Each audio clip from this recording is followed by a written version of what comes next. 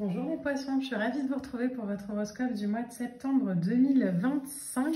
Je suis contente de pouvoir vous accompagner dans ces tirages tous les mois. Merci infiniment à tous ceux qui pensent à liker, à partager, à commenter.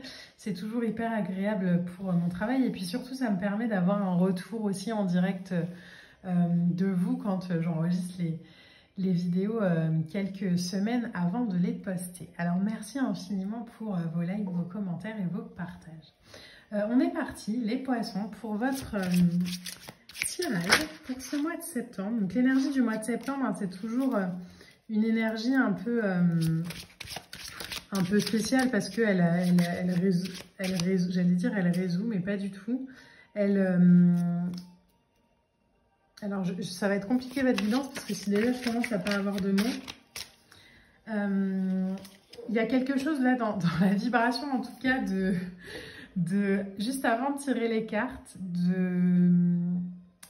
d'assez je fais quoi, je vais où, je dis quoi, comment ça se passe, je regarde à quel endroit. Alors je sais pas si ça va être la vibration de votre mois de septembre, mais en tout cas, il y a peut-être une notion pour vous les poissons à faire peut-être preuve de concentration plus que davantage sur ce mois-ci, parce que vous allez peut-être être traversé par des pensées, par des idées, par des croyances qui vont peut-être être un peu comme ça, qui vont vous demander d'avoir un focus, une attention beaucoup plus puissante que d'habitude. Le 9 de coupe, c'est une des lames que je préfère moi dans le tarot. Elle nous parle de laisser passer de l'univers. Donc là, il y a une carte blanche comme ça de l'univers qui exauce nos vœux. C'est un contentement du cœur, c'est du succès, c'est d'investir plus de temps et d'énergie aussi à se satisfaire. C'est peut-être ça le truc. L'attention, le focus, ça va peut-être être quelque chose d'important pour vous aussi sur ce mois de septembre. En tout cas, le 9 de coupe, c'est la lame du génie un peu dans Aladdin. Elle nous parle de réalisation de vœux, elle nous parle de satisfaction, elle nous parle de rencontres, si vous êtes célibataire, pourquoi pas, qui se profile à l'horizon. C'est une lame qui nous parle vraiment d'investissement énergétique. Émotionnel, oui, mais au-delà de ça, vibratoire. Alors, hop, on en a pas mal qui sont sortis, on va les mettre. Waouh! On a le magicien. Vous voyez là, le bug du départ, c'est lui. Hein. C'est vraiment cette je fais quoi, je vais où, j'ai les outils sur la table, j'ai la table, j'ai cliqué sur le bouton enregistrer, mais j'ai pas les mots. Lui, c'est le magicien. Pour contrer un magicien, entre guillemets, il faut le pendu. Le pendu, c'est ok, je prends le temps. Je prends le temps de voir la situation dans d'une autre facette. Je me laisse vraiment traverser, infuser. Lui, il est pendu par un pied. Ça pourrait être hyper inconfortable et en fait, bon, bah, il laisse faire parce qu'il sait que de toute façon, ça va aussi changer. Il y a une idée avec un 8 de pentacle derrière de travailler peut-être sur un projet, travailler fortement sur quelque chose qui nous appelle. Vous êtes peut-être en train de réaliser un vœu, un rêve les poissons, mais du coup, comme c'est lié au cœur, on se sent un peu dans... On est peut-être un peu confronté à ses croyances, à ses limites, à ses peurs, à ses doutes. On respire, on se détend. Avec un pendu, on se laisse traverser vraiment. On ne juge pas ce qui vient. Alors, on va juste prendre deux autres cartes. Ok, celle-là. 8 de bâton. Waouh, mais vous avez un tirage qui est incroyable, les poissons. Tout est aligné, en fait. Mais en vibration, ouais, j'en étais sûre. J'allais dire, en vibration, on a quand même un truc de résistance. Il est là. C'est le 7 d'épée. Le 7 d'épée, c'est une des cartes qui nous parle de se sentir un peu parfois déçu ou de devoir faire les choses mais sans vraiment les dire parce que ça nous confronte peut-être aussi à des jugements de l'extérieur. Alors le conseil avec un 7 d'épée, c'est je fuis le cirque et le drama extérieur. Donc si je dois mettre en place des actions dans la matière et que je dois le faire de manière un peu cachée, je vais le faire. Pas pour tromper ou manipuler, mais juste pour pouvoir faire les choses de manière alignée à ce que je suis, avec une stratégie comme ça alignée à ce que je suis, et qui ne permettra pas qui sera pas une porte ouverte à chacun pour venir donner son accord, son avis. Alors, cette porte ouverte, c'est peut-être une relation, 2 de coupe. Il y a peut-être une relation comme ça qui se met en place pour vous dans la matière. Alors, je ne sais pas pourquoi ça sonne retour. Donc, peut-être quelqu'un avec qui vous étiez qui revient. Mais du coup, là, pour s'éviter les jugements des copines ou de la famille, on ne va pas le dire. On va... Alors, c'est très particulier ce que je suis en train de vous dire. Hein, ça parlera pas à tout le monde. Mais voilà, on va vivre le truc au départ à 2 et puis ensuite, on verra pour l'expérimenter à l'extérieur. En tout cas, voilà, dans un premier temps, on est sur la même longueur d'onde. Ça peut être un projet aussi. Hein. J'ai l'idée de mettre en place un projet, mais je ne vais pas en parler parce que j'ai pas envie qu'on me donne d'avis, j'ai pas envie qu'on me juge. Et puis, j'ai surtout besoin de me laisser infuser par ce qui vient d'abord.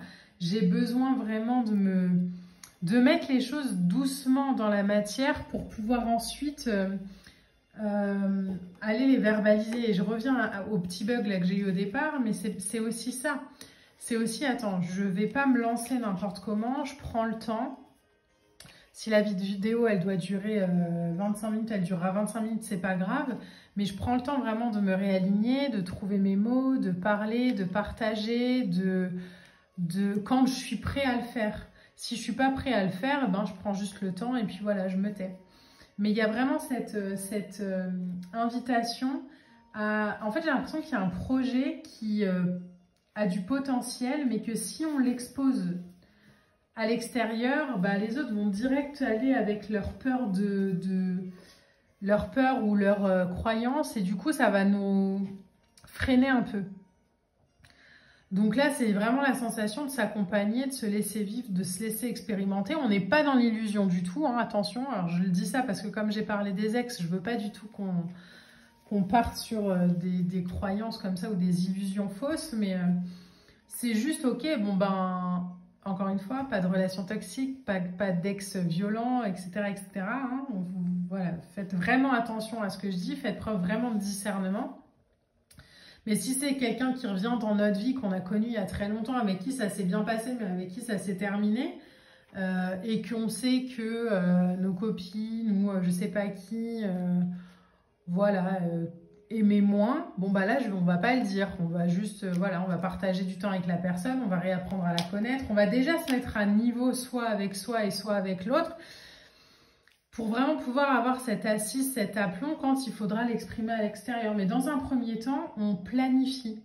On est vraiment dans cette ruse un peu où je me laisse affronter les choses pour pas avoir à les fuir.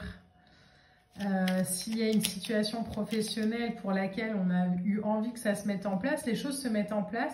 Ça se met en place doucement, mais pour éviter, par exemple, les jalousies des collègues, bah, je ne vais pas dire tout de suite que j'ai été promue. Ça ne veut pas dire que je le dirai jamais. Ça veut juste dire que, voilà, tant que c'est pas nécessaire de le dire, ben, je ne dis pas. Un peu comme si on était entouré de gens qui n'étaient pas en compétence de se réjouir parce qu'on avait atteint une harmonie ou un apogée où on était heureux dans nos vies. Parce que les gens s'accrochent aussi souvent et puis des fois veulent aussi nous protéger, hein, ça part pas toujours d'un mauvais sentiment, mais voilà, vivre son truc pour soi, vivre son énergie pour soi, aligné à sa lumière, à son soleil, pour pouvoir vraiment ensuite l'incarner à 100% dans la matière. Mais dans un premier temps, on se laisse porter, on se laisse vibrer, on se laisse comprendre. Alors, au niveau des cartes oracles, on a la lame du fond du ciel avec fait de ton passé une force pour ton avenir. Le fond du ciel est transgénérationnel. Je prends racine en moi et j'accepte mon histoire comme étant la meilleure pour moi. Je suis riche des transmissions, bonnes ou mauvaises, de ma lignée. Tu es l'architecte sacré de ton beau destin. Lune de Vénus. Mais vous voyez, l'architecte, il fait déjà les plans et après, il fait visiter la maison. Il n'invite pas les gens avant. Il y a des étapes, les poissons. Lune de Vénus. L'amour est la réponse à ta question. La lune de Vénus retourne vers l'amour. Les résistances tenaces et les tensions qui ont besoin d'être libérées et nettoyées passent maintenant dans la lumière de mon cœur. Dès que je cultive l'amour, mon chemin se dégage. La réponse est fait circuler l'amour. Donc encore une fois, cette d'épée, on ne fait pas les choses cachées pour blesser, on les fait juste par amour de soi, par amour de ce qu'on est, pour protéger aussi peut-être un peu cette intimité. Vous n'êtes pas obligé, les poissons, d'être un livre ouvert pour tout et tout le monde. Vous avez un jardin secret qui est important de garder secret. C'est pas de la trahison ou de l'égoïsme, c'est juste accepter de vivre sa vie en alignement avec soi, loin du jugement des autres et simplement en étant pleinement aligné à ses valeurs et à sa vraie fréquence. Voilà les poissons, j'espère que le tirage vous parlera. N'hésitez pas à liker, à partager, à commenter. On se retrouvera très vite pour de prochaines vidéos. Je vous embrasse et je vous dis à très bientôt. Bye!